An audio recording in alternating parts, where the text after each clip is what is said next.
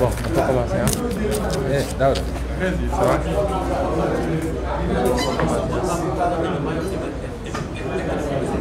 Ah, il y a les États-Unis. Ah, mais ça va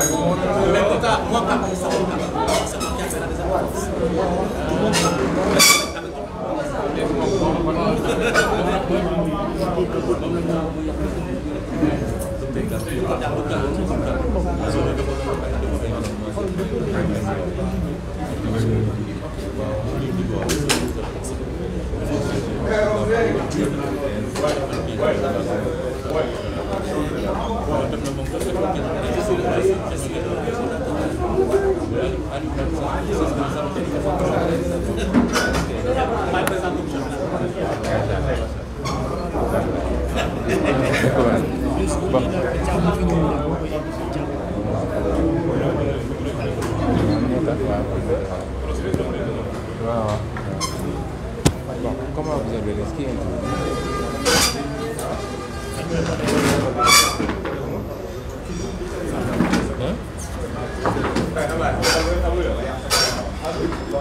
Bon, merci cher journaliste, merci d'être venu. S'il vous plaît, on peut y aller. Voilà, merci d'être venu. Comme vous l'avez reçu, c'est un point de presse. Il n'y a pas de questions. Il y aura juste la déclaration du président Ousmane Sonko. Donc je pense qu'on peut démarrer. jërëjëf mbokk yi asalaamaaleykum ñi ngi nuyu ñu fi teew ñëpp jiital ci nuyoo bi suñu mbokk taskati xabaar yi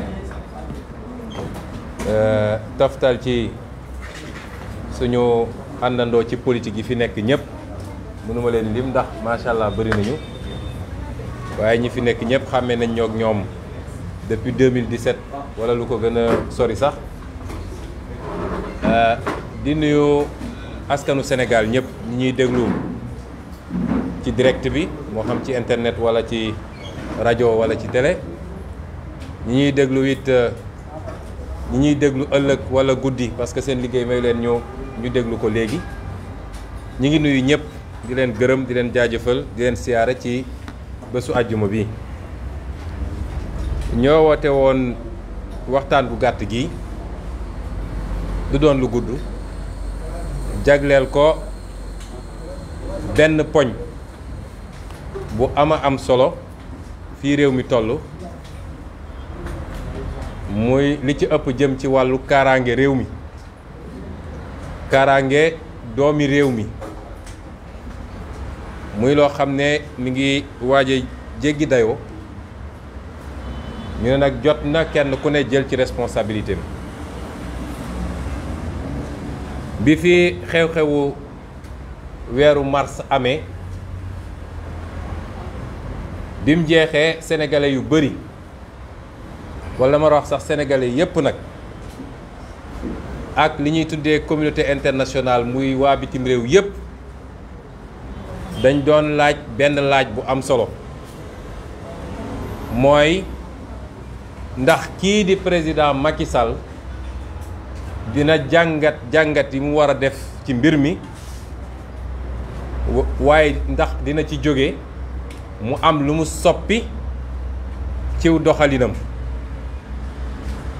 loolu laaj boobu dafa nekkoon ci làmmiñu ñépp ndax dafa am lu mu doxalee woon juróom-ñeenti at yu jiitu ñépp xamee woon ko ci nappaate ci dóoraate ci tëjaate kaso ci saagawaate ndax nag damay wax ni dañuy wax ni naar bu ndaw lu mu dégg rek lu mu wax rek daf ko dégg fenn ñii mu àndal ñépp ñuy wër télévision ak rajo yi di saaga nit ñi di wax lu bon ci nit ñi dama bëgg ñu xam ni Sénégal yépp xam ni moom moo leen ko yebal taxaw ci gannaaw nag làqatu bu ko defee suñu yaay yi ndeysaan soo waxee ñu ne man de li tax mu neex ma mooy dafa yaru waaye ku fi génn dem di saaga ay nit di xas ay nit ci jegeñaaleem loolu yàgg na fi jamono bi muy nekk ci biir PDS nekkoon ministre ak premier ministre daal fi créer ay journaux yoo xam ne loolu rek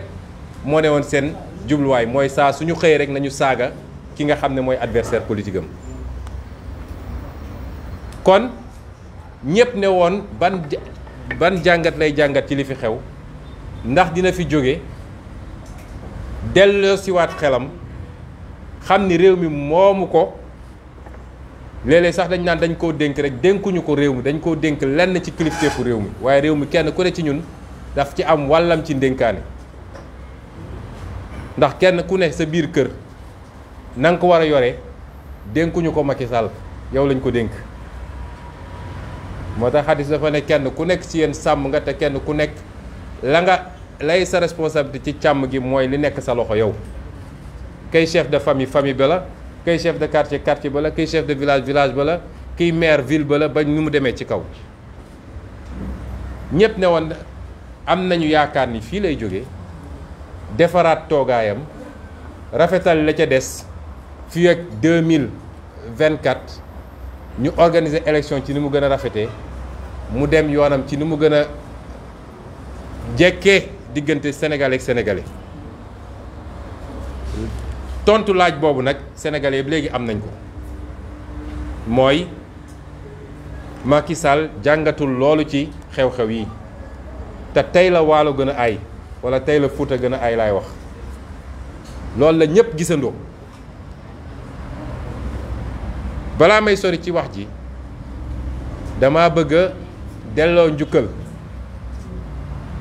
dama bëgg a delloo njukkal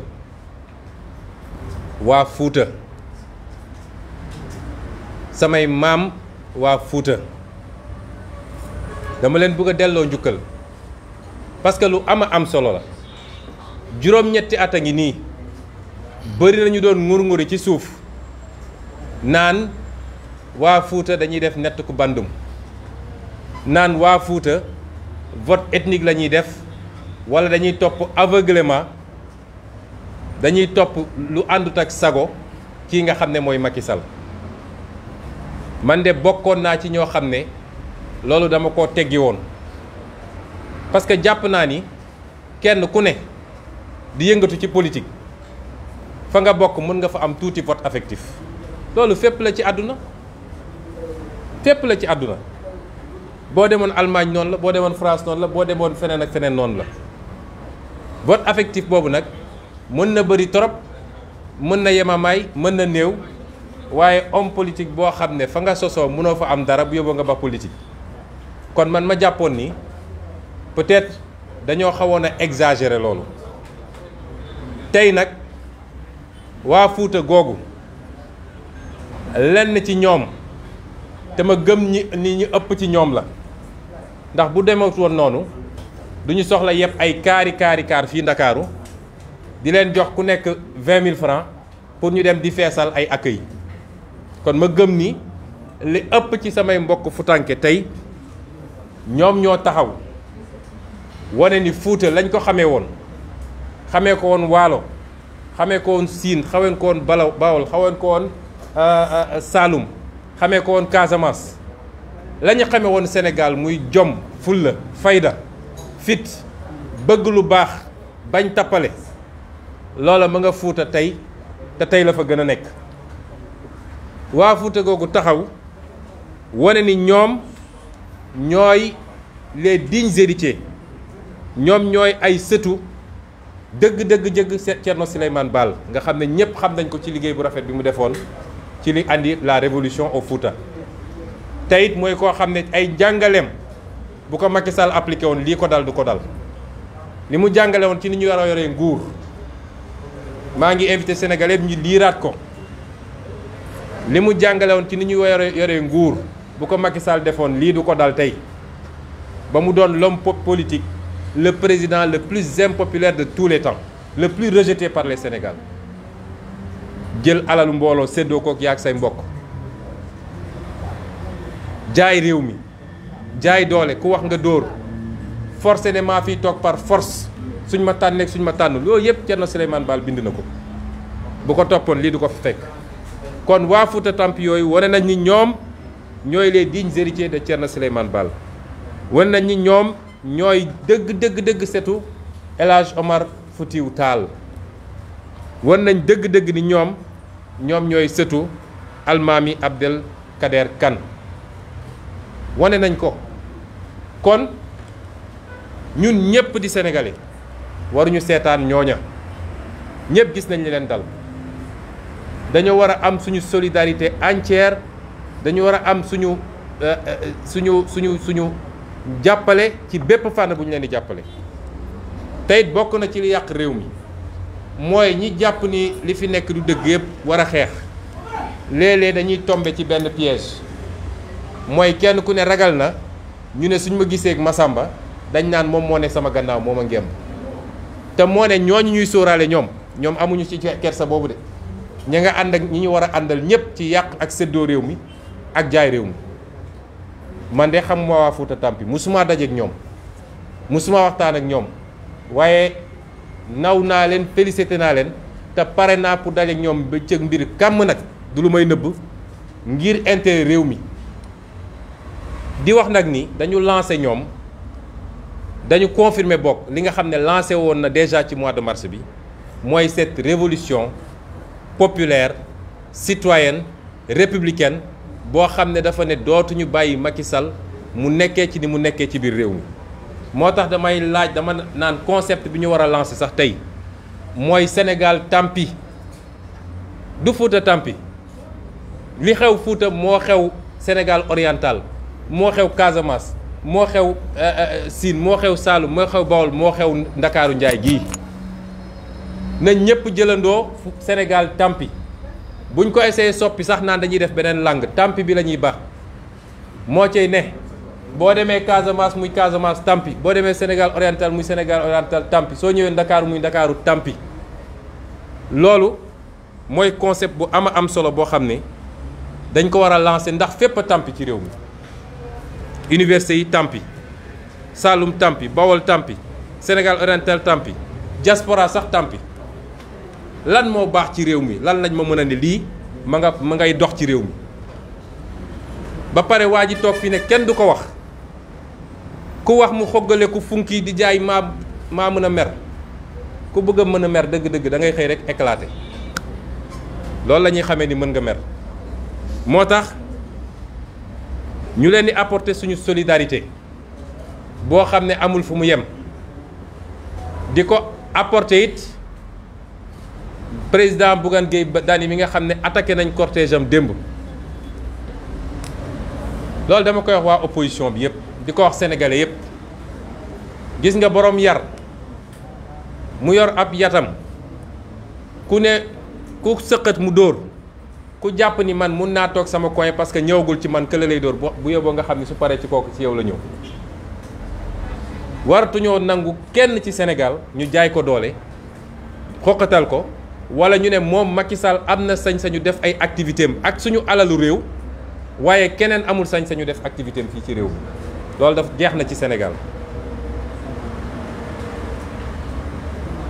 li xew Fuuta nag ñun ñëpp a ko gisandoo defe naa su dee am na projection sax bu ñu mën a def li xew Fuuta ñun ñëpp a ko gisandoo fu ne nag jaar nañ fa pour mu bañ a fës ci Sénégal waaye 21e siècle bii ku foog ni mën ngaa fexe ba verrouiller information parce que am na peut-être ay moyens yoo xam ne mën nga koo tëjee fenn gis nga tey réseaux sociaux yi moo tax mu ciy bëgg a rey boppam réseaux sociaux yi li mu am ci suivi kenn da ko am lu xew Fuuta benn amateur yor téléphone am filmer ko dugal ci Facebook balaa ñu naan 2 heures de temps 2 millions de vues mun na ci am tey kenn mënul verrouiller information boo maîtriser lenn tam ba jàpp ni bloqué naa fii bu doon loolu am na ñoo xam ne tey du ñu exister may woo ndawu Sénégal nag nañu continuer ci noonu lu am rek nañ ko jël ba pare nañ ko tasaare ba mu egg fi mu war a yegg yëpp waaye li am Fuuta doy na waar mooy amul benn réew ci àdduna réew bu normal ci àdduna boo xam ne l'institution présidentielle présidence institution la moo tax ñu aar ko aar ba léeg-léeg su nit waxee sax ñu woo ak article 80 institution boobu sécurité mënul nekk ci ay loxo milice privé loolu amul fenn ci àdduna loolu de ñu ngi koy doog a gis nga jël institution bu ne ni présidence de la république daal di jël sécurité am kaaraangeem nga ne léegi damay dem recruter ay nervi yoo xam ne amuñu benn responsabilité vis-à-vis de l'État du Sénégal ne leen nag yow yaay assurer kaaraange président de la république état de su eggee foofu mooy état amatul nërmelu état mënul weesu loolu un président de la république en fonction bu dem recruter benn armée de Banyamulenge taxaw sa kaw oto gis sa milice privée di attaquer ay sénégalais yoo xam ne defuñu benn tort lu dul sa échec politique économique et social lañ ñëw taxaw fàttali la ko ñu leen di dóor sa kanam nga taxaw sa oto di jubilé loolu mi ngi doog a am ci àdduna guléet ah man de musuma koo gis peut-être ci jamono dictature yu njëkk ya daan na am loolu mbokk yi lu garaaw a garaaw la lu ñu mënut a nangu la waaye ñu war cee am ay jàngat bi ci njëkk mooy dafa confirmer li ñëpp doon wax bi ñu génnee ci événement mars yi moom dafa woo ay ministre am ñu yooxu dëkk bi yëpp daal di def seen soi-disant nuñ ko tuddee sax mémorandum nee nañu ñun ñooy terroristes yi ñun ñoo fi andi ay forces occultes mooy ay ay samba boy yoo xam ne dañ leen a recruter fay leen pour ñu taal réew mi ñu ne ñun ñoo taal réew mi ñun ñoo reylu nit ñi bañ leen tontoo dañ leen ne xale bu am ñaari at sax ci Sénégal xam na ne li ngeen di wax ni waxu ko daanu ci saret la ñépp xam nañ ni yéen yéen a def mbir mi waaye teguñu ci ñetti weer mu firndéw tey moom mi jiite mbir mi moo dem ut ay samba booyam ay force occultam di leen yónni ñuy dal ci kaw Sénégalais yi loolu premier jàngat bi la il n'y a qu'un seul terroriste au Sénégal wala qu'un seul apprenti terroriste mooy Macky Sall président de la République ab terrorisme nag bu yor les moyens de l'État kooku musiba la loolu dañu bëgg mu leer adduna bi yépp nag wër na fa ne ñun ñooy terroristes yi dem na ba daal di def dénonciation États-Unis nga xam ne ñoom dañoo sensible trop ci lépp lu jëm ci waxu terrorisme foog ni fi ñu jaaroon ak Assane Diouf dinañ fa jaar ak Ousmane Tounkara ba ñu demee ci procès bi Ousmane Sonko lañ fa yóbbu dossier yépp laaj leen journaliste Pape Ali ñaa mi newoon ci procès ba ñooñu ne leen kii du terroriste te duñ ko delloo loolu nag ñaari camp bu ñuy jaamarloo nga ne nga jiiñ ko ci lenn ñu ne la kooku du loola lañ la bëgg a delloo mooy yow moomu yaay terroriste bi fu ne wër nañ fi ci àdduna gis nga lii ay fax la ñu envoyé seen ambassade yépp boole kook seen mémorandum ne leen su ngeen demee wax leen nit ñi ne Ousmane Sonko mooy danger Sénégal moo bëgg a taal réew mi ku bañ Sénégal la ku bañ àdduna la terroriste la mi ngi nii ambassadeur ay ambassade la jóge ñoo ma ko jox waaye lii firndeel na ni archive yëpp a ngi fi te dañ ko jaarale fi mu war a jaar ba mu egg fi mu war a egg qu'il n'y a qu'un seul apprenti terroriste parce que su ma nee apprenti li ma ci bëgg a leeral mooy mënul terroriser les Sénégalais loolu tam dafa war a leer su dee loolu la def ci boppam bu yóbboo mu teggi ko bu yàgg parce que dafa xamul jaar-jaaru réew mi dafa xamul lan mooy peuple sénégalais bu ko xamoon dina xam ne mënul terroriser Sénégalais yi kon loolu mooy premier jàngat bi ñaareel bi mooy ñu interpeller suñu force de défense et de sécurité yi lii am nii dafa wane lu am solo mooy il y a un malaise très profond problème bu rëy am na ci tey suñu force de défense et sécurité yi rawatina nag diggante gendarmerie ak police bu ngeen defoon seen enquête dëgg benn question bu ngeen war a laaj seen bopp mooy le général Jean-Baptiste Tine dafa démissionné moom moo demandé ñu teggi ndombo tànkam wala est-ce que dañ ko changé ci koo xam ne ñaari weer moo ko dese woon pour mu dem à la retraite dafa am ñoo xam ne gor lañu dafa am loo xam ne mënuñu koo nangu ba ki fi jiite woon police bi ndax ci événement mars yi dafa am yu ñu leen santoon yu bëggoon ci ñoom pour ñu dal ci kaw askan wi pour ñu tiire ci kaw nit ñi ñu lànk ne duñ ko def tey nag soppi nañ leen andi ñoo xam ne ku ci liiroon livre colonel Abdoul Aziz Ndaw di nga xam ne tey Sénégal yëpp ñu ngi ci xottu gerte seen bakkan a ngi ci xottu gerte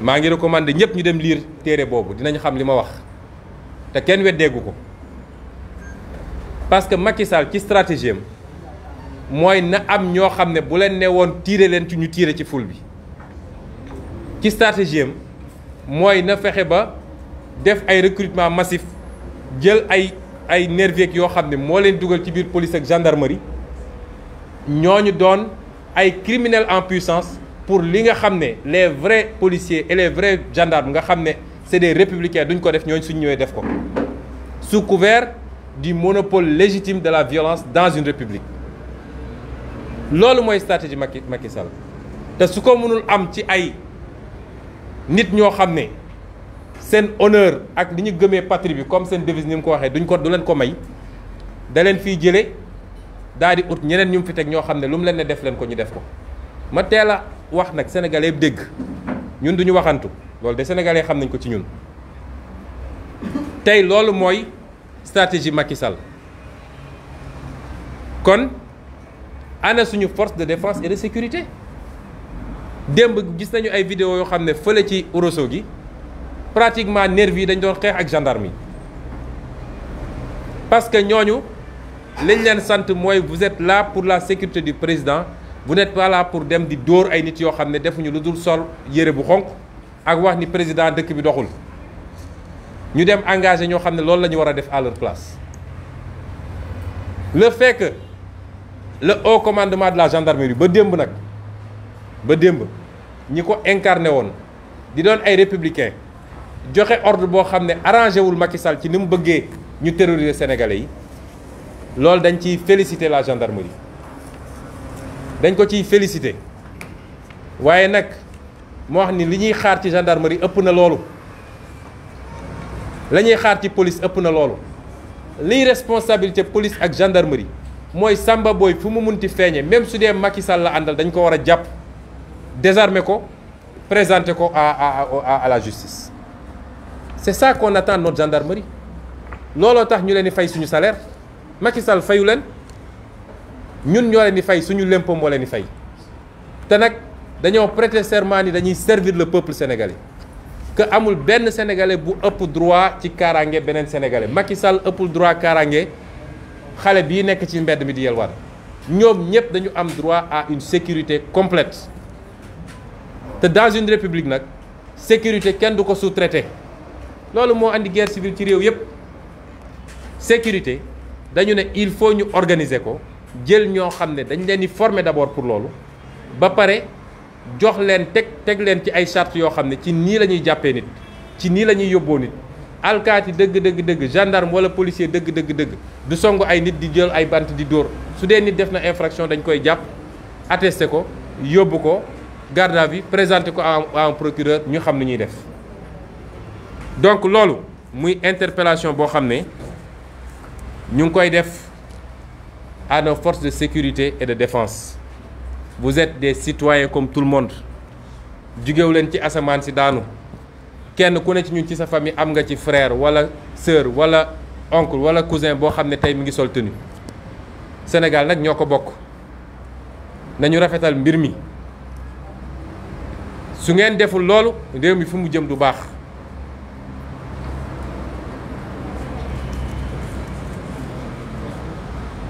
loolu nag buñ ko waxee waxuñu ko ci cadre ni dañuy critiquer pour critiquer ñëpp xam nañu professionnalisme suñu force de défense et de sécurité yi àdduna bi yëpp dañ leen fay woo ñu dem di def liggéey bu mucc ayib ñëpp kontaan ci waaye suñ ñëwee ba seen propre réew ñu def leen ay ndongo yoo xam ne dañuy jël ñu amul benn formation teg leen seen gannaaw loolu musiba ngi am waruñu koo nangu nañu sauver le pays pendant qu'il est temps mu wax tam ni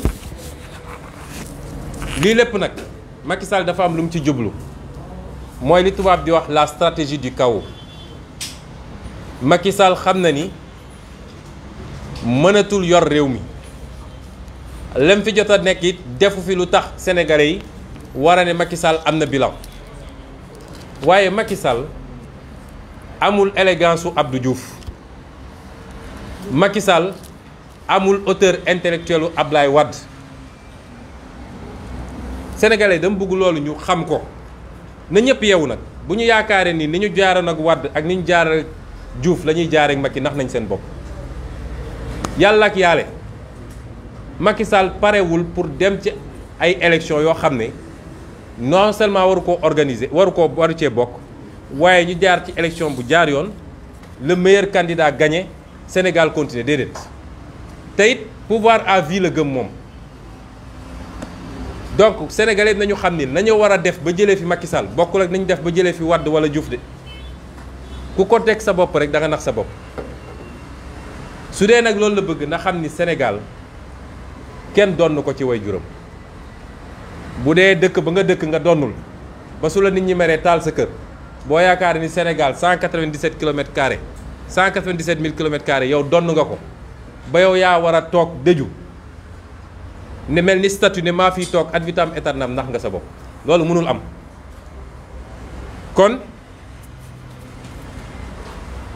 stratégie de chaos boobu nga xam ne ci la nekk lu mu ci jublu mooy su ma mënatul lekk ci cere gi naa fexe ba xajabal ndam gi naa fexe ba bool bi naa ko xajamal bu dee réew mi dafa nar a tàkk sax na tàkk waaye li mu ci jublu mooy su stratégie kaw amee rek mu justifier li tubaab di wax recours au pouvoir exceptionnel ne réew mi ngi en danger ay forces occultes am na ay terroristes jóge nañ fële ay milices jóge nañ fële kon man j'invoque la constitution état d'urgence couvre-feu je prends tous les pouvoirs assemblée nationale sax amatul ci réew mi ku yëngatu nga dóor ku yëngatu nga tëj loolu la jublu ci mbir mi loolu nag dañ ko tul nangul duñ ko nangul de parce que ñëpp gis nañ li xew mais tekkiwul it ni nit ñi dañuy banque seen yoxo di ko seetaan muy def lu ko neex moo tax ma wax ni je lance un appel ferme et solennel à tous les Sénégalais ñoom ñi di def li ñuy def nii quelques dizaines lañu bu leen foog ni ay nit yu bari lañu ñun ñuy ay milliers voire des millions na ñëpp organiser wu man wax naa leen ko dinaa leen ko waxaat duma koo xam ne damay toog ñu mbéj ma ci lexu càmmoñ ma tàllal lexu ndeyjoor ne dóoraatal wër ci télé yi di saaga di xaste ça passe encore waaye dóor moom dóor a koy faj bañu ma ku ma ne ay day yee fitna wala dafa violent parce que Sénégal xamul ku riposte sénégalais xamul ku riposte de xamul ku dóor day dóor ñëpp di gis ñëpp a ngi ne tekk nag ñëpp laa wax amul exception waaye ku jógoon riposte ñëpp taxaw nag di wax ndax lii xew ni yàlla xam na ni bu doon Pastef moo def tournée ñu attaqué ko sax mu défendre loolu mooy Sénégal loolu nag su dee ci nii la war a demee ragaluma ku ma ko jiiñ waaye du ma ànd ak kenn di la digal demal joxe sa bopp ñu duma la du ma ànd ak kenn di la digal demal ñu rey la loolu du ma ko digal kenn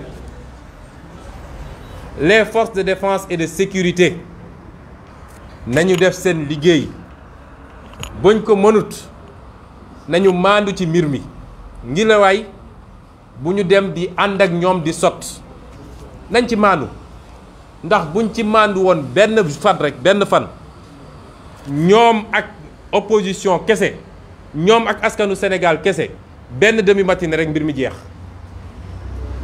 kon li may wax sénégalais yi en tout cas ñi ma àndal ak ñi sama sympathisant ak ñi bëgg seen bopp bëgg seen réew kenn ku ne na nga organiser wu nag préparer sa kaaraange bu leen attaqué kenn nag bu leen dóor kenn bu leen saaga kenn waaye ku leen song na ngeen jël seen matuwaay assurer seen sécurité ba mu mat sëkk ku leen dóor na ngeen jël seen matuwaay na mu ko defee na ngeen ko defee noona parce que loolu rek mooy solution bi amul beneen solution Macky Sall su dee moom rek ak ñi mu àndal xam na ni ëppul doole nit ñi fii ci réew mi ils sont une infime minorité sociologique li xew mois de mars wane na ko ñoom ñëpp dañoo demoon dugg ci sous-sol yi nëbatu ji waaye bu dee yaakaar na ni ci lii la mun a jaare pour terroriser les Sénégalais ndax na boppam man Ousmane Sonko maa assumé sama responsabilité woote ne na ñëpp organiser wu ci suuf ba ci kaw ba kuñ fi dóor na nga fayu parce que xamante na ñag ci réew mi la ñu dëkk te je l'assume devant tout le peuple sénégalais ma wax sénégalais yi nag ni ñaari at yi ñu jëm dina doon at yu méttee métti su ma sañoon en tant que sénégalais su ma sañoon ak cofeel gi ma am ci réew mi moo wax leen luy daal seen xel ne leen mbir mi dina baax mbir mi dina dox waaye malheureusement demewut noonu waa ji ñaari at yi di ñëw yépp politique la koy def talatul luy gérer réew mi talatu ko da koo mënul sax ndax amul capacité yi amul compétence bi amul gis-gis bi waaye comme jàpp na ni dafa war a toogaat ci réew mi ala kulli xaal na ñëpp xam ni ñaari at yi di ñëw politique lay xëye moom lay gonto moom lay fanaane su ma nee politique nag mooy yii muy wër di wax yoo xam ne dara amu ci lim fi diggee woon anamu lan la fi def su doon def na loola du dem tey Fuuta fi mu ne woon titre foncier la mu demee nii te feneen fu mu dem ci Sénégal noonu lay demee bu doon bi muy wër Sénégal yépp di def doxantoom yooyu yàq suñu xaalis suñu carburant naan day def conseil des ministres décentralisé milliards yi mu annoncé woon yépp bu doon def na ko ci gox yooyu tey du dem ci biir réew mi ñu koy yuuxu lajj na ba fu lajj na yem koo xam ne nag juróom-ñetti at nga tële ku yaakaar ni ci ñaari at yi di ñëw mën na fi def lu tax ñu ne gongo da ngay nax sa bopp waaye comme moom ni mu tëlee ci nu ñuy defaree réew noonu la taqee ci lépp lu jëm ci politique nañu xam ni ñaari at yi di ñëw sénégalais bu jàpp ni dina yomb d'abord du yomb ci contexte politique bi parce que bu doon am na ay régulateurs yoo xam ne jox na leen cër rus na leen suñu waxee mu déglu leen kon mbir mi dina yomb mais loolu amul ci réew mi lii yëpp ñun ñu bëri dañuy interpeller nañu yéen a def erreur parce que bañ ko jekkoo ci mars nga xam ne bu ngeen bàyyi woon gone yi heure bi nekkatul président waroo leen woote ne teggi leen seen tànk ma tontu leen ne leen erreur amu ci réew boo ci nekkee séq kook ay pàcc bu nekk di ay kilifa ku nekk da nga koy jox cër te loolu taxoon ñu def li ñu def te rëccuwuñ ci dara waaye bu ñu doxee ba gis ni nag mbir mi benn boor la féete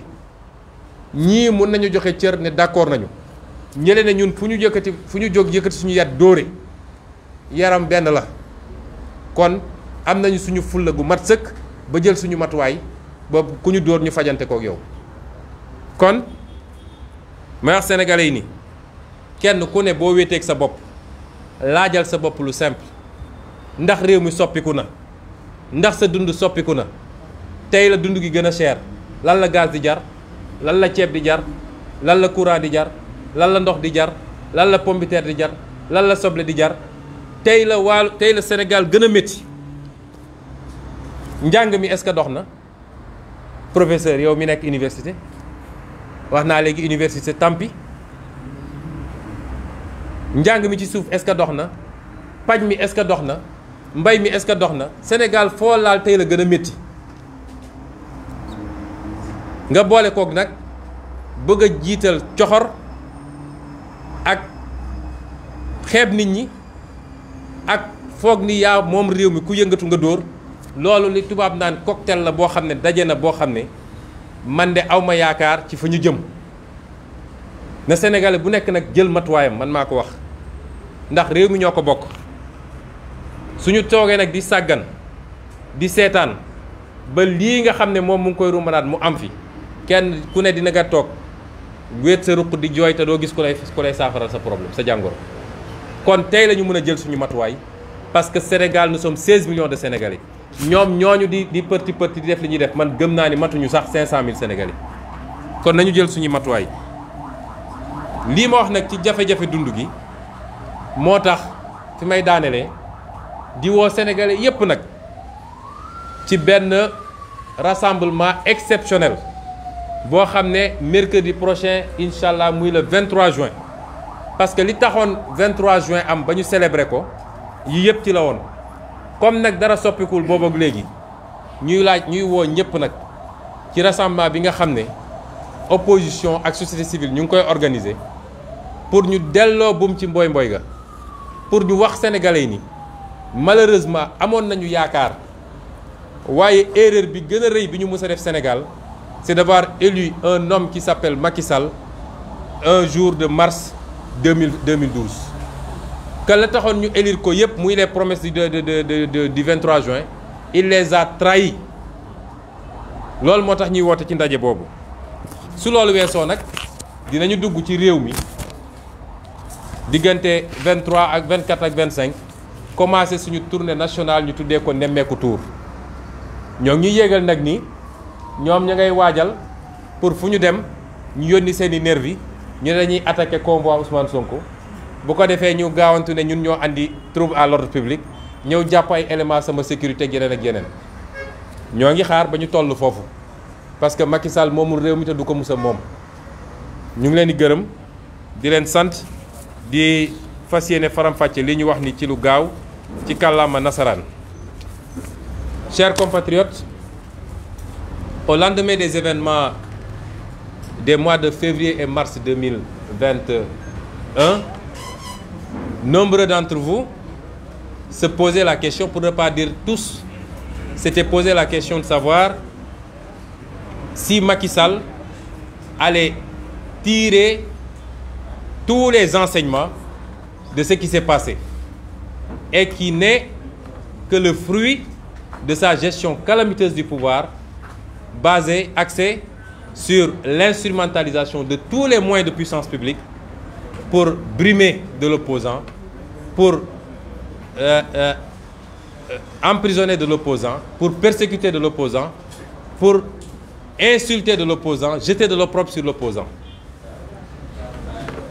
C'est la résultante de tous ces comportements qui ont été rejetés par les Sénégalais qui a produit les événements de mars 2021. Tout le monde, et même la communauté internationale, s'était posé la question. Et tout le monde souhaitait, moi en premier, parce que nous sommes tous Sénégalais et nous aimons ce pays.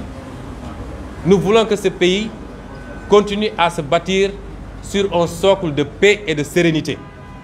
Et donc nous tous, nous voulions et nous appelions cela de tous nos voeux, en espérant que Macky Sall allait savoir raison garder, allait savoir tirer toutes les conséquences du message fort que le peuple venait de lui envoyer. Mais peine perdue.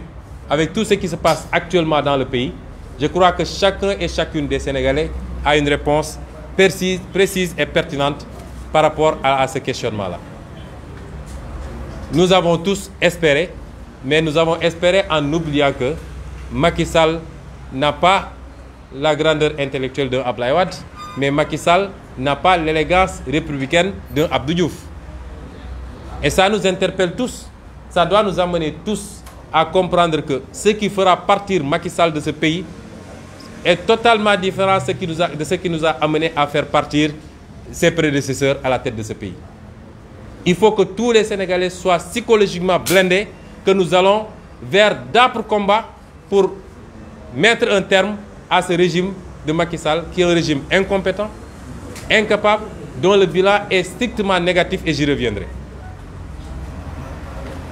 Vous me permettrez de rendre hommage à nos parents du Fouta. Vous me permettez de rendre hommage à nos parents du Fouta, qui se trouvent être mes grands-parents personnellement. J'ai tendance à dire que le Sénégal est un et indivisible. Nous sommes un grand peuple. Au-delà des ethnies, au-delà des régions, au-delà des religions, nous sommes un très grand peuple. Et c'est cela qui a fondé le socle du brassage qui est multimillénaire. Nous n'avons jamais connu ces clivages. Il peut y avoir des discours par-ci, par-là. C'est tout à fait normal parce que chaque entité est une entité remarquable et a sa spécificité. Dieu lui-même nous apprend que je vous ai créé en communauté. S'il voulait, il allait faire de nous une seule communauté. Tout le monde serait de la même ethnie, de la même race, de la même religion, etc. Mais il a dit, je fais de vous une seule communauté pour que vous vous enrichissiez mutuellement. C'est ça l'objectif. C'est pour que culturellement, sociologiquement, géographiquement, que nous puissions nous enrichir. Le Foutanké qui quitte Fouta pour aller en Casamance, il découvre une nouvelle culture, une nouvelle façon de manger, une nouvelle façon de danser, une nouvelle façon de cuisiner, etc., etc. Vice-versa, le Casamance qui quitte pour aller au Sine, il découvre autre chose. Et c'est pourquoi il y a le tourisme. Pourquoi les gens prennent leur argent pour voyager, pour aller voir d'autres cultures. C'est ça qui justifie que Dieu ne nous ait pas créés en une seule communauté. Mais on n'est pas meilleur que les autres parce qu'on est de telle ethnie, parce qu'on est de telle région. C'est pas ça. Le meilleur d'entre nous, seul Dieu sait. Et c'est par rapport à sa relation avec Dieu, mais sa relation avec les êtres humains. Mais ce n'est pas parce qu'on est de telle ethnie, ou de telle religion, ou de tel truc, que forcément on est meilleur que tout le monde. Et c'est pourquoi les discours qu'on a entendus depuis l'avènement de Macky Sall dans ce pays sont des discours de haine, des discours de division. Ces discours-là, c'est ces discours-là que tout le Fouta vient de démonter. On a entendu ici que les Foutanké font du Nettougou Bandoum. On a entendu qu'ils suivent aveuglément parce que du simple fait que Macky Sall serait Alpulaar. Moi, je suis arrivé deuxième aux élections présidentielles au Fouta. Beaucoup de Foutanké ont voté pour moi. Dans certaines zones, vers le Podor, j'ai atteint 15% de score. Donc, qu'on dise que c'est du net commande. J'ai toujours dit, attendez, relativisons. Chacun, il est normal que chacun, là où tu habites, que tu aies en tout cas un pourcentage de vote affectif. À commencer par ta propre maison. Mais cela ne veut pas dire que les gens suivent aveuglément. Et ce qui s'est passé aujourd'hui l'a confirmé.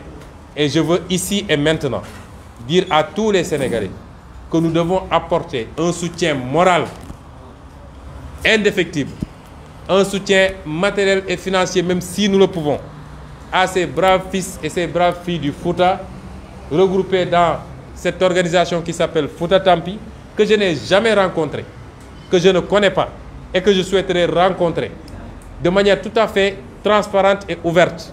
Parce que dans ce pays-là, il faut qu'on dépasse une chose.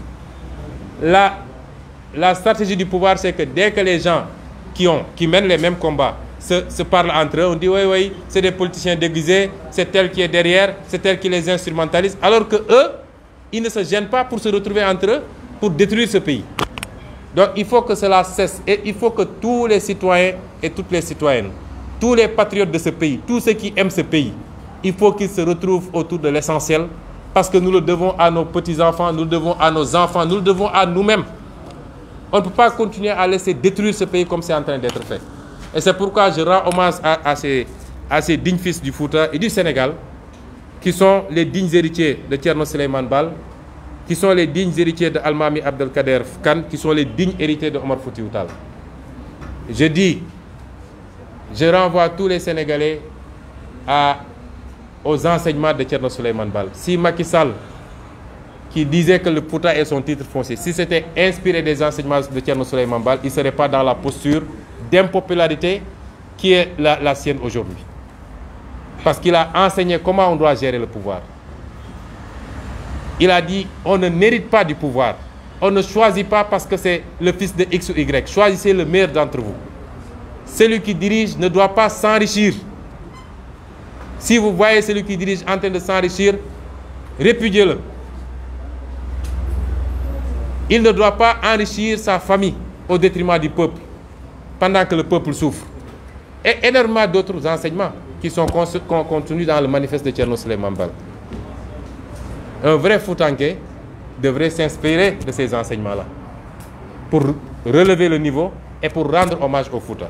C'est pourquoi je rends hommage à ces dignes fils et ces dignes filles du Fouta.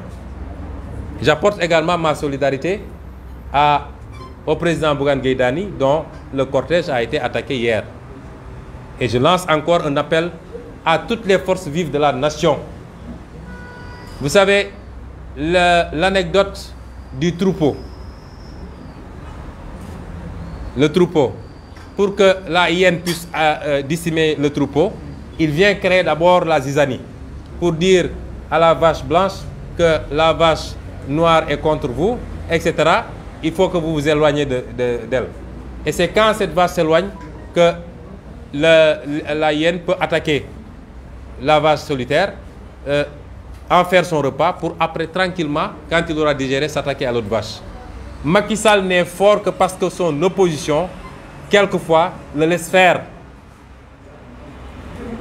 Et nous devons tous comprendre que s'il s'attaque à l'un d'entre nous, il s'est attaqué à tous. Parce que quand il aura fini de régler son compte à celui qui est la cible du jour ou du mois, il va prendre un recul pour s'attaquer immédiatement au suivant. Et éliminer progressivement les uns après les autres. Et c'est pourquoi je dis, indépendamment de nos choix personnels, indépendamment des petites divergences qui peuvent exister, nous n'avons pas tous le même discours politique, nous n'avons pas tous le même projet politique, mais au-delà de tout ça, nous devons savoir que nous n'avons qu'un seul adversaire, il s'appelle Macky Sall. Et à chaque fois qu'il s'attaquera à l'un d'entre nous, tous les autres doivent se lever comme un seul homme, comme ça a été fait au mois de mars, et le peuple avec nous. Parce que seul le peuple peut nous permettre d'arriver à bout des pratiques de Macky Sall. Ce qui se passe au Fouta est une honte pour ce pays. Vous avez vu les images qui ont été, que vous avez tous vues, particulièrement à travers les réseaux sociaux. Ces images sont une honte pour le Sénégal. Prendre des nervis pour escorter un président de la République, c'est une honte pour le Sénégal. C'est l'illustration la plus parfaite de la faillite de nos institutions. Où est la police de ce pays? Où est la gendarmerie de ce pays? Où est même l'armée nationale de ce pays? Que nous finançons à coups de milliards. Allez regarder le budget de la police, de la gendarmerie, de l'armée au Sénégal. Et on dit que tous ces gens-là ne peuvent pas protéger l'institution présidentielle, parce que la personne de Macky Sall ne nous intéresse pas, mais l'institution qu'il incarne.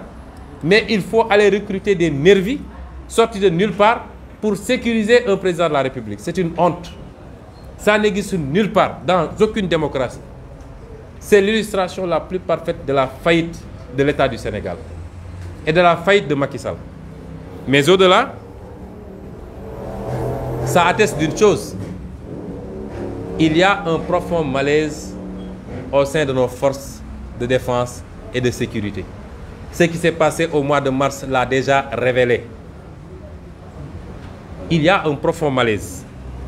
Et ce malaise-là, ça s'illustre par le fait que les forces de défense et de sécurité, tant qu'elles étaient commandées par des hommes de valeur, et je demanderai à la presse de faire des investigations pour savoir est-ce que le chef de la gendarmerie sortant, est-ce qu'il a demandé lui-même à être déchargé?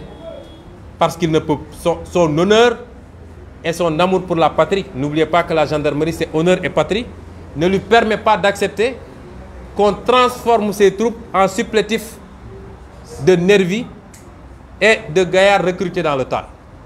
Est-ce que ce ne serait pas ça qui serait à l'origine du fait qu'il ait demandé à être déchargé de ses fonctions? Ça crée un malaise. Si vous observez bien les images, la police et la gendarmerie se limitent à jalonner et à gérer la sécurité du président. Leur rôle, ce n'est pas d'aller interdire à des citoyens de manifester devant un président pour lui dire que vous avez trahi vos engagements. Ce n'est pas ça le rôle des forces de défense et de sécurité. Et ma conviction, c'est que les gradés dignes, patriotes et qui tiennent à leur honneur ont dit à Macky Sall que nous n'accepterons pas de jouer ce rôle-là. C'est pourquoi il est allé recruter des nervis. Parce qu'il sait que partout où il passera sur le territoire national, il sera hué et il mérite ses huées. Parce qu'il a trahi le peuple sénégalais. Il n'a pas respecté ses engagements. Alors, ça c'est le premier constat, un profond malaise et qui vient de se confirmer hier ou se confirmer à nouveau. Parce que durant les mois de mars et février, les forces de défense et de sécurité avaient refusé d'aller à fond dans ce qu'on voulait. C'est-à-dire qu'ils ouvrent aveuglément le feu sur les populations. Et elles ont refusé de le faire. C'est pourquoi il a fallu rapidement changer le chef de la police. C'est pourquoi il a fallu hier également changer le chef de la gendarmerie. Mais si vous voulez savoir ce qui se prépare, allez lire l'excellent ouvrage du colonel Abdoul Aziz Ndaw. Allez lire cet ouvrage-là. Vous verrez à qui maintenant on confie notre sécurité. Parce que Macky Sall, je le dis tout de suite et maintenant, n'envisage absolument pas de quitter le pouvoir. Absolument pas. Et je vais y revenir.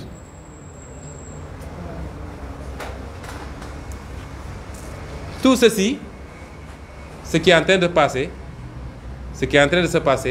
cet usage, ce recours à des bandits, à des voyous pour traquer les Sénégalais et taper sur les Sénégalais, a amené beaucoup de Sénégalais à nous interpeller et à nous dire « nous avons raison sur vous ».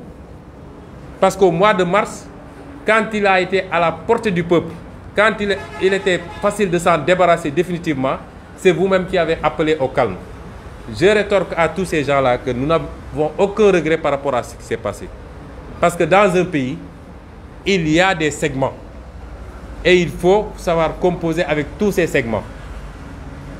Et parmi ces segments-là, il y a des segments importants qui avaient envoyé des délégations pour nous demander d'appeler à l'apaisement et qu'eux-mêmes allaient prendre le dossier en main. Nous l'avons fait, nous n'avons pas à regretter. Maintenant qu'on se rend compte que notre vis-à-vis n'en a cure, qu'il n'a aucun respect pour ces institutions, nous prendrons nos responsabilités pour lui faire face. Parce qu'il n'est absolument pas question que nous prêtions le flanc. Il n'est absolument pas question que nous livrions militants et nous-mêmes que nous livrions à la brutalité gratuite de Macky Sall et de ses nervis. Parce que, et c'est pourquoi je lance un appel aux forces de défense et de sécurité. Nous connaissons votre professionnalisme. Vous faites la fierté du Sénégal partout dans le monde. Et ici chez nous. Aujourd'hui, vous êtes réduits à être des compléments d'effectifs de nervis. Ce qu'on vous demande, à défaut de pouvoir faire votre travail, parce que ce qu'on attend de vous, ce n'est pas seulement de refuser de jouer le rôle que Macky Sall veut vous faire jouer. Mais ce qu'on attend de vous, c'est que vous arrêtiez ces nervis. Le monopole de la violence légitime dans une république, ça n'appartient qu'aux forces régulières. Donc vous voyez à côté de vous des gens armés de gourdins, armés de coupe-coupe, armés probablement même d'armes à feu. Et vous les laissez faire, nous attendons de vous que vous les arrêtiez. À défaut, ne soyez pas à leur côté pour brimer le peuple sénégalais. Et nous prendrons nos responsabilités pour faire face à Macky Sall. Parce que la stratégie de Macky Sall, c'est ce qu'on appelle la stratégie du chaos. Il se sait sociologiquement et politiquement minoritaire dans ce pays. Extrêmement minoritaire. Qu'est-ce qu'il fait? Il essaie de créer une situation d'insurrection pour après justifier du recours aux pouvoirs exceptionnels que la Constitution a prévu pour des situations où le Sénégal serait attaqué de l'extérieur ou de l'intérieur. Décréter le couvre-feu, l'état d'urgence, prendre les pouvoirs de l'Assemblée nationale, emprisonner à tour de bras, brimer, faire ce qu'il veut. Nous savons que c'est ça sa stratégie.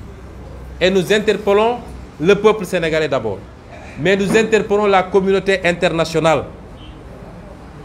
Nous allons envoyer tous ces éléments à toutes les représentations diplomatiques. Nous interpellons cette communauté internationale. Parce que Macky Sall est allé voir toutes les ambassades pour leur dire « Sonko, c'est le diable incarné, il est violent, il veut brûler le pays, il n'aime pas les étrangers. » J'ai ici des fax qui ont été envoyés à toutes les ambassades pour me diaboliser. Toutes les ambassades du Sénégal, pour leur dire « Allez dire, voilà les éléments de langage. » C'est comme ça qu'ils l'ont dit. Faisant suite à mon TAC, etc., etc. Copie du mémorandum du gouvernement sur les événements de février, conçu souvent approche factuelle, etc. Éléments de langage. On dit, dites que Sonko, c'est lui qui a déclenché tout, c'est lui qui veut brûler le pays, etc. Je dis à ces représentations diplomatiques que les faits sont têtus. Le M2D a fait son mémorandum et a donné à toutes les représentations, avec les vidéos et tout, de ce qui s'est passé au mois de mars. Des gens ont saisi la CPI. Je crois que la procureure spéciale l'a dit ici à Dakar. Nous allons continuer dans cette démarche. Et tous ces nouveaux éléments seront transmis à qui de droit. Mais je veux les interpeller pour le dire que le seul apprenti terroriste dans ce pays, celui qui a des forces occultes, parce que les forces régulières refusent de tomber dans ces combines, il s'appelle Macky Sall et il faut que la communauté internationale arrête de le suivre dans ce qu'il est en train de faire. Et je lance un appel au peuple sénégalais, à commencer par nos propres militants, aux sympathisants, à tous les Sénégalais, les patriotes. Organisez-vous et organisez votre défense. Moi, je ne serai jamais quelqu'un qui va vous dire « allez vous livrer, allez vous faire tabasser, allez vous faire blesser ». Ces gens qui vous attaquent aujourd'hui sont une petite minorité. Vous êtes des milliers, voire des millions. C'est pourquoi je réitère mon appel aux forces de défense. Soit vous arrêtez ça, soit vous restez neutre et vous laissez les deux parties régler leurs problèmes. On verra qui est majoritaire dans ce pays. J'en appelle à la jeunesse de ce pays. Organisez-vous, n'attaquez personne. Ne tirez sur personne. Ne soyez pas les premiers à attaquer. N'insultez pas. Mais si on vous attaque, ripostez vigoureusement. Répliquez vigoureusement. À la hauteur de l'attaque que vous avez subie. J'assume cette position parce que je ne suis pas de ces hommes politiques qui ont peur d'être indexés. On va dire, oui, il est belliqueux, il est ceci. Mais je ne serai jamais un homme tout court qui acceptera de tendre la joue gauche après une gifle sur la joue droite. Je ne serai jamais cet homme-là. Dieu ne nous a pas recommandé cela. Personne ne nous a recommandé cela. Je ne l'accepterai pas. Macky Sall n'a pas plus de droits que moi dans ce pays. Et je réitère mon appel, organisez-vous partout pour faire face aux nervis de Macky Sall. Ce n'est pas une insurrection. Vous n'en avez pas contre les institutions officielles de ce pays. Vous n'en avez pas contre les forces de défense et de sécurité. Vous en avez contre des bandits présidentiels. C'est du banditisme présidentiel dans ce pays. Organisez-vous pour faire face à ces nervis. Dès que vous l'aurez fait, vous verrez bien ce qui va se passer. Parce que Macky Sall ne connaît que ce langage. Mais derrière tout ça, je peux vous garantir que vous avez un peureux qui se cache derrière tout ça. Dès qu'on aura les ripostes appropriées, vous verrez la réaction de Macky Sall. Et j'appelle tous les Sénégalais à s'organiser et je le réitère une fois de plus. J'aurais aimé rassurer tout le peuple sénégalais pour leur dire que les choses vont aller mieux. Nous aimons trop ce pays. Nous sommes prêts à nous sacrifier pour ce pays. Nous souhaitons une meilleure vie pour les Sénégalais, un meilleur sort. Nous souhaitons une amélioration des conditions de chacun et de chacune d'entre les Sénégalais. Nous y compris. Mais je suis désolé, je suis au regret de vous dire que je n'ai aucun espoir sur les 2 années à venir. Pour la simple raison que vous avez un président politicien qui est aussi politicien qu'il est piètre homme d'État. Aussi politicien qui est incapable de développer ce pays, d'améliorer votre sort, de faire des résultats économiques et sociaux. Et ce président politicien passera les deux prochaines années à faire de la politique, rien que de la politique, pendant que le pays sombre, pendant que le pays va très mal, pendant que dans tous les segments, c'est la catastrophe. Aujourd'hui, s'il était un président conscient, il serait là à voir comment régler les problèmes des Sénégalais, au lieu de prendre des milliards pour aller faire son lambar-lambari. Ce sera ça les 2 prochaines années. Mais si ça se limitait à ça, ça passe encore. Mais je suis sceptique parce qu'on a un président qui a décidé mordicus qu'il va rempiler en 2024. Qui n'a aucune intention de passer le pouvoir. Aucune. Et qui pense que c'est en nommant à des postes stratégiques des gens qui vont lui obéir au droit à l'œil. C'est en recrutant et en infiltrant les forces de défense et de sécurité par ses nervis. C'est en distribuant le peu d'argent qui reste dans ce pays. Voilà un président qui va s'endetter pour venir faire de la politique. Je ne dis même pas s'endetter pour payer des salaires ou s'endetter pour payer des dettes. Parce que c'était comme ça avant. Il va se surendetter pour faire de la politique. Pour déverser des milliards un peu partout. Alors que les jeunes ne trouvent pas d'emploi. L'université est à terre. L'école publique est à terre. La santé, on n'en parle plus. Les jeunes n'ont pas d'emploi. Et je veux dire ici à tous les Sénégalais, tout ce qu'il est en train de vous promettre comme ça, c'est du vent, c'est du pipeau, c'est de la poudre aux yeux. Ce qu'il n'a pas pu faire pendant 9 ans, il ne le fera pas ces 2 ans. Cet homme est incapable de diriger le Sénégal. Et la plus grosse erreur que les Sénégalais ont pu commettre, c'est d'avoir élu un homme qui s'appelle Macky Sall un certain mars 2012. Malheureusement, nous risquons de payer très cher cette erreur. Très cher. Parce que pour le faire partir d'ici, il faut que chacun de nous se blinde psychologiquement et comprenne qu'il va falloir croiser le fer pour faire partir Macky. Il n'aura pas la même grandeur que Abdou Diouf et Abdoulaye Wade. Je tiens à le dire et à le redire. Et donc, chacun d'entre nous, quand il sera seul dans son coin, il n'a qu'à se poser une question très simple. Qu'est-ce qui a changé positivement dans ce pays de 2012 à maintenant? Est-ce que les Sénégalais vivent mieux? Est-ce que le coût de la vie a baissé? L'eau, l'électricité, le riz, l'huile, l'oignon, la pomme de terre, tout ce dont on a besoin pour vivre de manière basique. Ça, c'est les besoins primaires de l'être humain. Est-ce que ça a baissé dans ce pays? Chacun n'a qu'à se poser cette question élémentaire. Est-ce que la malgouvernance a reculé dans ce pays? Il a vendu les océans. Nos pêcheurs ne peuvent plus avoir accès aux ressources halieutiques. Il est en train de vendre la terre à des investisseurs soi-disant étrangers. Il a vendu le pétrole, le gaz, le zircon. Même l'air que nous respirons, il va bientôt le vendre. Rien n'échappe à cette boulimie. Qu'est-ce qui marche dans ce pays? Qu'on me dise, je veux des exemples très concrets. Chacun des Sénégalais n'a qu'à se poser cette question élémentaire. Et c'est cet homme-là qui veut aujourd'hui encore rester dans le pays, pensant qu'il l'a hérité de ses parents peut-être. Mais même son propre village, il sait qu'il n'en a pas hérité. Parce que quand ils ne sont pas contents, ils brûlent sa maison. A fortiori le territoire sénégalais. 16 millions de Sénégalais, 197 000 km², ils pensent qu'il en a hérité. Et je veux ici qu'on se prépare tous. Nous sommes un peuple où les gens aiment habiller les choses, oui, etc. On a en face de nous un homme qui ne connaît pas ça. Et il faut que psychologiquement, mais matériellement, que nous donnions les moyens de faire face à Macky Sall. D'où mon appel à une mobilisation exceptionnelle. Parce que rien ne va, nous sommes tous d'accord. On a reculé à tout point de vue.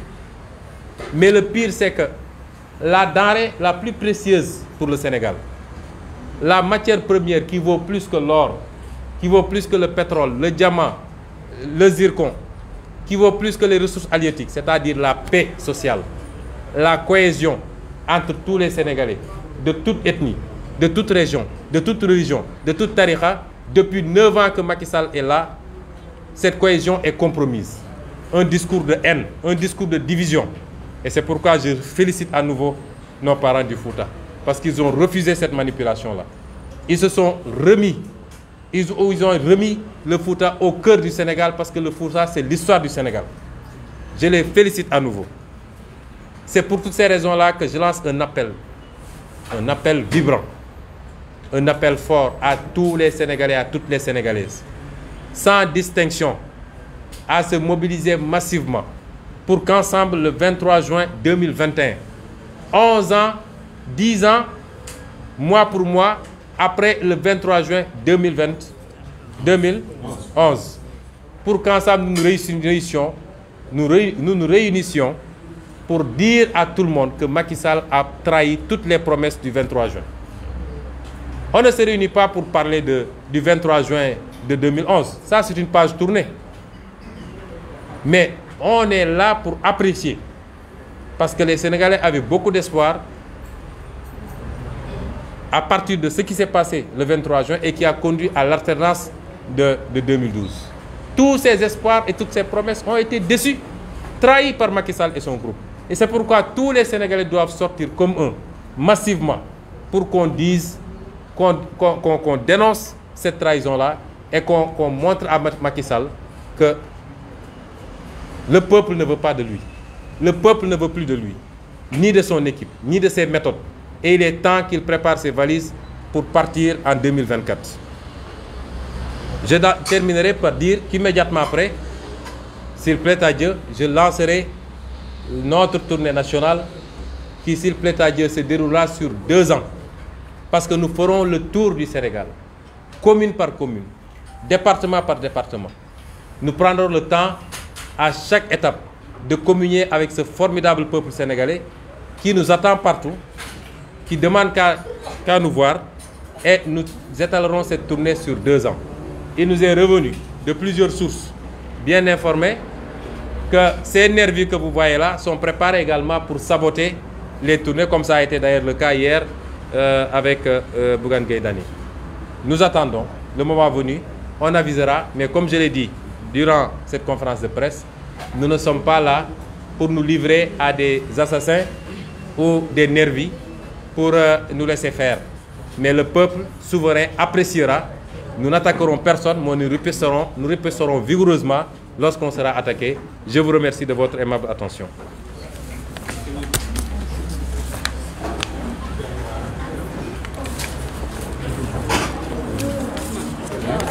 Ça va? Ça va?